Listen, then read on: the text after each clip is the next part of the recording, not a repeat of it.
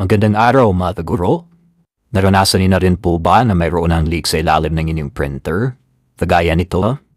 Ito ang pinakamadali at mabisang paraan na maayos niyo yan nang hindi na kailangan na dalhin pa sa mga repair shop. Ang una kong ginawa ay tinanggal ko muna yung inkpad tray na matatagpuan sa ilalim ng printer.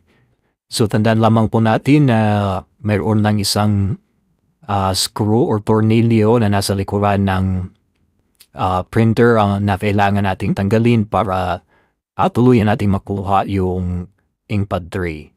Tapos si Vom tanggalin ang tornilyo, hawakan niyo lang po ang ilalim ng printer at slide right para ma-unlock.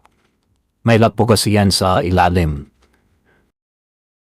Ikita nyo po ay punong-puno na po talaga yung inkpad kaya meron ng leakage sa ilalim ng inyong printer.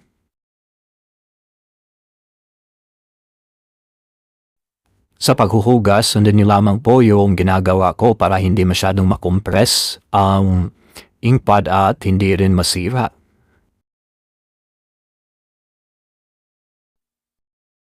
Mas maganda rin po na gumamit kayo ng gloves para hindi masyadong dumihan ang inyong mga kamay.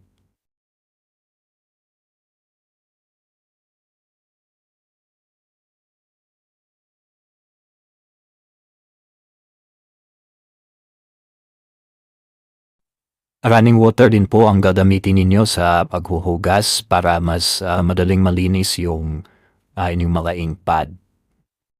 At mas nakaka-save din kayo ng tubig sa ganitong paraan ng paghuhugas.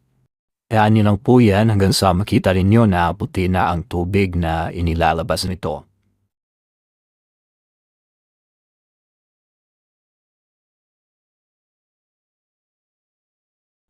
Kung tapos na kayo sa paghuhugas, maaari na yang ibilad sa araw para matuyo bago ibalik sa printer mismo.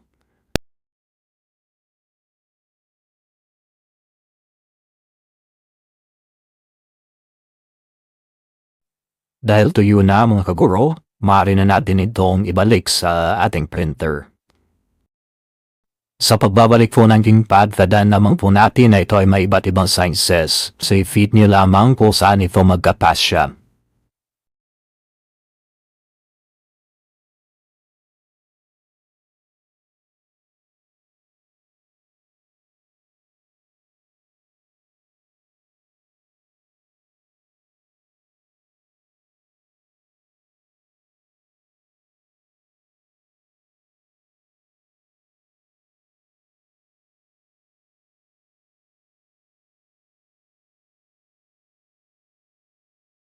Sana ay may natutunan kayo sa ating simpleng video tutorial.